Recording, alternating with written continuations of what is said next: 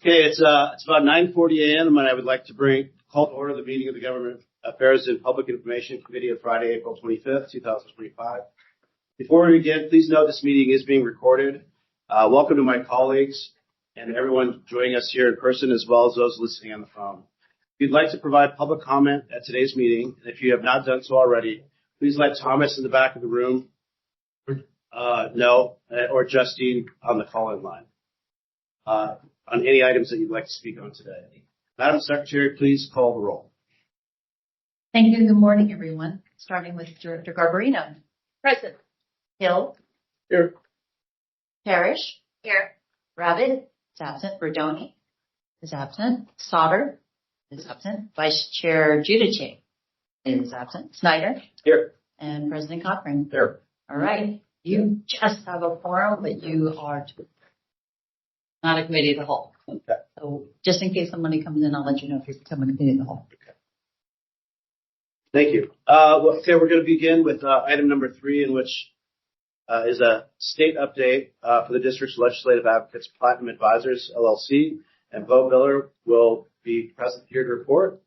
So Bo, please go ahead and let us know what's going on up there. Thank you, Mr. Chairman. I'm Bo Miller with Platinum Advisors. We're your contract lobbying firm in Sacramento.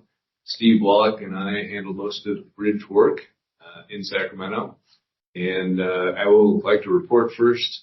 Number one, it's a pleasure and honor to represent the bridge. It's obviously iconic and gives us great access, but the support that we get from the bridge and from your deep knowledge of bridge and the relationships that you have on the board itself lend us great horsepower in Sacramento.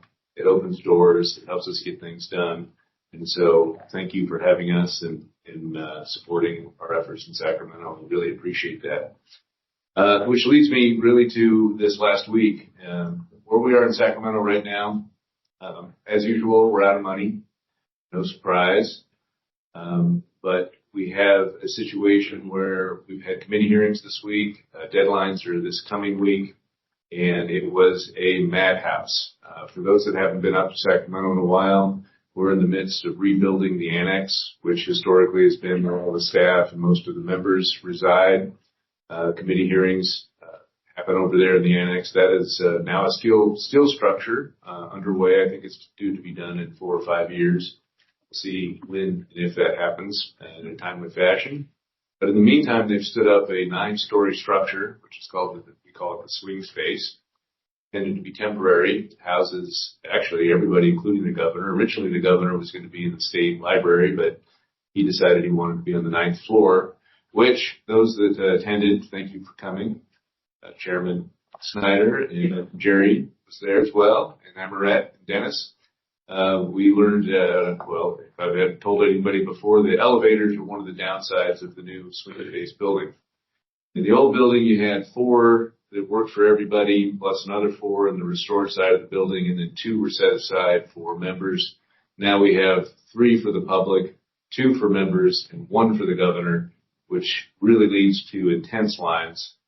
If you want to get up to the 8th floor or the 9th floor, not willing to, as I've been doing lately, I think my record one day was 27 flights of stairs, because if you got to get somewhere fast, you're not going to get there on the elevator for the most part. Lucky for us, we didn't come to Sacramento on Tuesday. We did Wednesday. Tuesday was a record-setting disaster. Lines went out the swing space almost all the way over to the Capitol itself. It was something to behold. But we tackled it, and we were on time for everything. In fact, we added a couple of meetings into the day. But just to recap, the intention is to get the delegation to speak about top priorities. Number one is how are we going to deal with a situation where you have an incredible increased cost for the painting and the blasting for the bridge itself. And faced with that, $300 and some odd million increase in cost. I know Dennis and Steve worked about a month ago in Sacramento to come up with and fashion an approach that would lead us to an exemption, a very narrow, specific exemption to avoid those increased costs. Of course, the state faced with, they're going to hand over almost north of $200 million, but short of that, adding this cost to it would be they decided, hey, can you guys come up with a better solution? The better solution was in a very narrow exemption. In order to get that narrow exemption done, we need to get the pro tem and ultimately the speaker and the governor on board to agree to allow us this legislative fix. The way to do that is to go through a budget trailer bill. In order to get that done, you have to have the pro tem and the speaker on board, and the budget chairs, and our delegation ultimately to seek that. The way you work in a budget trailer bill is you're going to slide a line in that, or actually the language is a little more than that, but imagine it's essentially a line in a giant document. It doesn't receive a whole lot of oversight because it's been blessed. The task that was presented to us was, can you show up with support from the painters and labor in general to agree that this is the best way to get this done? And thank you again, going back to the support from the bridge itself, the members on the board, and your access and your relationships. The painters were delivered. We were able to also get the pro tem's lead on labor to attend a meeting with the pro tem's lead on transportation and sat down and demonstrated this is a united front. We want to get this done. And that's what they asked for. That's what they got. Now it's up to us to figure out, exactly when we insert this line into the budget process. The budget is due on June 15th by way of the Constitution. We may get it done by then. There's also budget trailer bills that sometimes get done as part of that budget. Some of them get done a little bit after, but because they are a budget bill, it will take effect immediately, a certain number of days after the governor signs it, but you don't have to wait until beginning of the next year. So I think that was the main objective of the day. It felt to me certainly that we walked out of it with very positive response. The next question really is exactly the process of sliding that language in.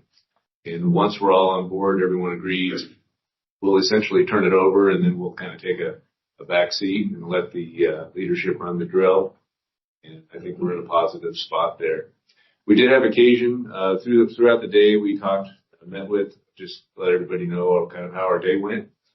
We started off with the chair of the Transportation Committee in the Assembly. That's Lori Wilson. She brought over her chief consultant, David Sforza. Huge fan of the bridge. I know he's been on some tours. Hasn't been up a tower yet, but he's excited to get it. He's been on multiple tours. He's been up. Oh, he has been up. Yeah. Great. Oh, yeah. Even better. He just wants to get up again. They always. How about tomorrow? You would think that none of them have ever been, because it's the first thing on their mind. Poor Dennis got cornered by another former chief of staff who is always eager to get some kind of special access to the bridge. But you just got to play Don. He's with the Carpenters. You got to play Donnie just right to make sure that, he understands that it requires a little bit of effort on his part in order to receive some access to the part. So we'll keep him at just an arm's distance. So we did, Lori Wilson, great. She's excellent. Then we went to an old time friend. By the way, just if I haven't made it obvious yet, there were 29 committee hearings scheduled for this last week. In fact, just yesterday, usually Thursday, they're done with committee hearings, but they had a huge housing bill, and that went till, I think, 4:30 in the afternoon. Very unusual, but that's the time of year we're at. We're coming up on deadlines and a lot of action going on.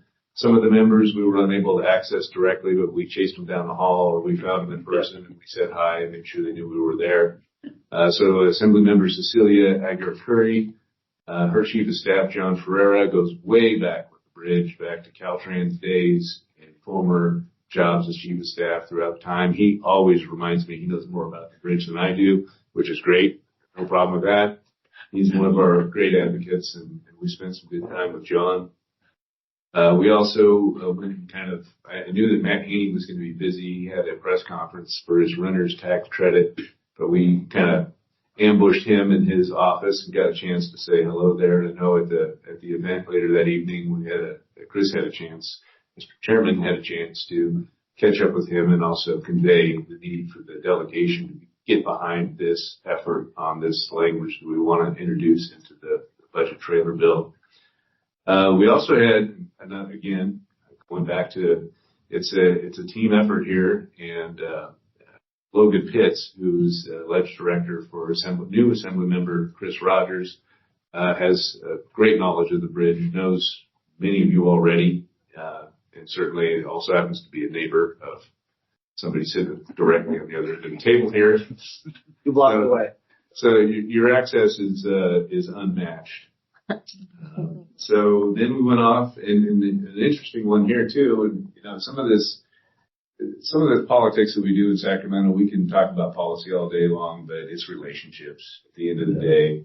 And we sat down with Chief of Staff for the former Mayor of Berkeley, Jesse Arreguin, who's now State Senator, and Brenda Hughes, who's been around for a long time. I've known him for multiple Chief of Staffs and Ledge Directors over the years. But his affinity for the city of San Francisco and the neighborhoods that he's lived in and grew up in, and his parents, and as you can imagine, that is more familiarity, familia is what it feels like.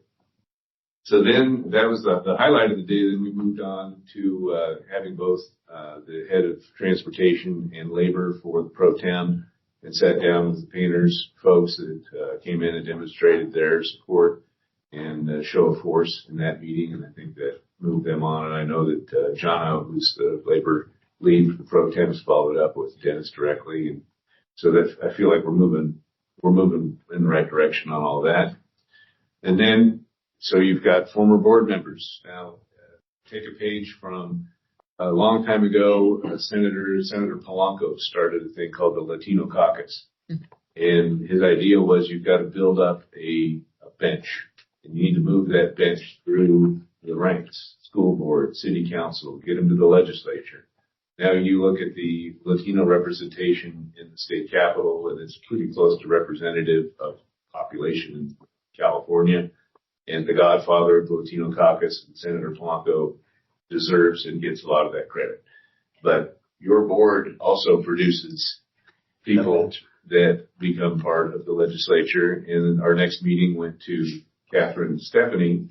And of course, you're supporting one of her bills. Now her bill's on consent, so not exactly a big lift, but it's a big deal. It has to do with the license plate masquerade deals that go on the back that cause the toll cameras to be unable to read.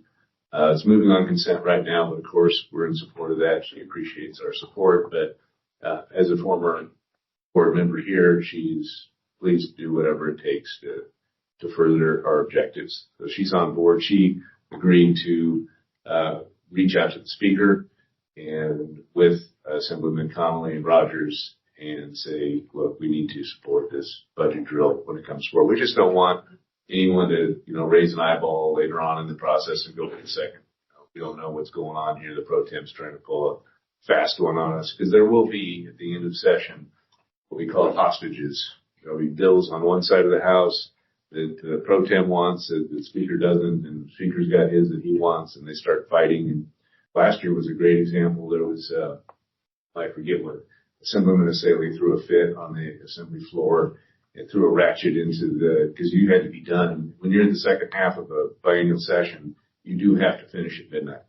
This year, you're in the first half of the biennial session, so you can kind of fudge it a little bit.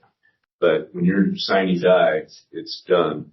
And he gobbled up about an hour and a half time that otherwise they would have used to churn through these bills, have the hostage exchange. Things happen fast, but they're agreed upon by leadership. We just don't want what seems like a small thing to them, but it's a big thing to us, to get caught up in that. So we'll be extra vigilant, make sure that that's all done properly. Unfortunately, we got jumped by a congressman who got in front of us for Scott Wiener. But again, having someone from the board who knows our stuff already, his staff, and some of these staff are extra capable. I don't want to besmirch any staff in the building because I have to work with them all the time, but some are smarter than others. And Wiener's staff, Ryan, he's excellent. He spent time with us, fully understands what's going on. I also wanted to communicate his thanks for our support of SB 71. He talked about SB 63. He's also got another one, SB 445, talking about some permanent streamlining for transit operations and things that we need to do on that front. The word of the day used to be transparency, which still used a lot. Now it's affordability. And I think at the beginning of the year, both Pro Tem and the Speaker called their caucuses together and said, this year it's about affordability because we are losing sight, not paying attention to the costs of things for our constituents. So with that in mind, you've got 71, which extends the CEQA streamlining, and then you've got 445 trying to ease the permitting process. And there's multitudes of others, and we provided the report with more detail on some of the bills that we're tracking and watching. But I wanted to just hit on that. Oh, and there was one other, and this one I think was of particular interest, and we're using President Cochran's example of legislation that Assemblyman Ward, he's out of San Diego, must have had some beef with his local transit agency and wanted to say that I think that you have to ride on the actual transit that you see, that you represent a certain amount of time. Basically, we would have had to send a bus up to Del Norte County. bring it back for every meeting. So that'd be Or you would be subject to not getting per diem, or not allowed to sit on the board, or some penalty was associated with we could that. send a ferry up there. And as we were talking about this, giving these examples in our meetings, the bill was actually pulled from committee. So we opposed it in writing. The bill's dead for the time being. Of course, first half of the session, 2-year bill, I suppose it could be resurrected, but I think they got the point on that. Certainly we drove that home with members that we met with that are part of the delegation. So I talked kind of fast. I wanted to hit high-level items, brought analyses for various bills that are in our report here, but some of those, we're in the early part of the session, and like with SB 63, we were talking about the tax increment and putting out to a vote. Last year they had a similar measure, and I remember that I think it was Chairman Cortese ended up throwing a wrench in it. I'm not sure if it was in the first half or the second half. We're in the first half of the game right now, so things are going to change as we move forward. But right now, it seems like smooth sailing. That's what we got. Oh, and this year I should also mention, it seems like Easter was late this year, but as I look at the legislative calendar, everything was pushed out. So they go into summer recess July 18th, I believe, and they don't come back until a month after, so August 16th, 18th, something like that. And then they don't get done until September 14th this year. So everything's kind of pushed out a little bit. Like that hostage situation I was mentioning will occur as we get into the last couple of days of September before they adjourn for the fall. There is a 72-hour rule in place, so good and bad on that. Before we had the 72 hours, so let me explain that. Once you get on the floor, if you have a bill to be presented, it has to have been in print, which means it's in file 72 hours before they can take action on it. The only real difference between that and before that rule, I think it was done by way of a proposition, about 8 years ago or so. The only difference is before you got it presented to you and you got to see it in real time. Now you get to see it 72 hours in advance, and you're still going to get whatever it is coming, because it wouldn't have been amended if it didn't have the speaker and the pro tem on board. I'll pause there for any questions. Yeah. So thanks, Bill, for your presentation. And again, I would say that like what he was talking about. I mean, everything we've done in DC and here, there's a lot of issues before the board, but that we're gonna get a couple months of presentation on the full size retrofit, but it's going to be well over $1 billion.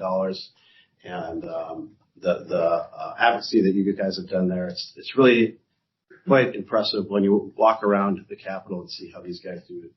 It was great. And you've no doubt the relationships that we all have on this board is one of the most powerful things on the board of the district here. And I'm really excited about the new folks that we brought on that have those relationships too, because there's bringing the painters on board and your relationship with their lobbyists and our relationships with their leadership over there is really going to be the key for us to be able to either exempt that, get that through. And we're all looking forward to making that happen and moving the project forward, because our number one goal is to make sure we have a safe bridge. And if there is some sort of disaster, we need to be prepared. And so that project is really key and fundamental to everything else that we do at the bridge. So with that, I'll open it up to questions to the board members. You guys have any questions or comments? Director here. Yeah, I just wanted to say that was a fabulous presentation. We are very well served by Platinum Advisors and by yourself in Sacramento. I did have a quick question on a bill that you have for watch. AB 440, is that a bill that you think will apply to this district? And I don't want to put you on the spot. You don't have to answer that now. You can come back with that response if you need to. It's the Ramos suicide prevention. Do we think that will apply to our district? You gave me the opening to come back with more information. Thank you. So I'll take advantage of that option. But let's just see if I brought with me. I don't want to drag things down here, but I did want to go ahead and crank these out. So let's just see if I have that here. Yeah.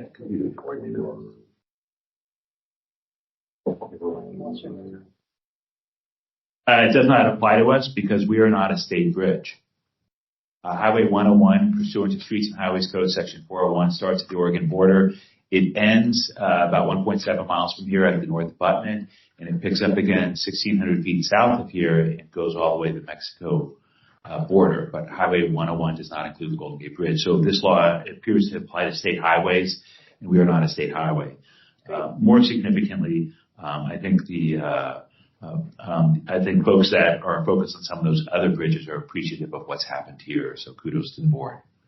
Thank you. Thank you. Got it. Anything else, Director Two? No, that's great. Thank you. Any other questions? Okay. Thank you to the people from the bridge that go. I know that's an intense few days that you spend there, and we just get the results of it, but you guys are out there fighting for us. So thank you. Okay, well, that concludes the discussion on item 3. Madam Secretary, is there anyone from the public that wishes to comment? We have no speakers for this committee, and we have no speakers for this item. Okay, before I go into 4, I wanted to, Jerry, because we were going to report out on DC and stuff. Do you want to do that? We do that in our board. At the board meeting? Okay. Yeah. All right. Well, with that, we'll move on to number 4. Is there anyone from the public wishing to address this committee on any issue that wasn't on the agenda? We don't have any speaker cards unless there's somebody in the public that would like to speak and address this committee. Okay. Seeing none. All right. Thanks. We've reached the end of the agenda. May I have a motion to adjourn this meeting? So moved. Hearing no objections, this concludes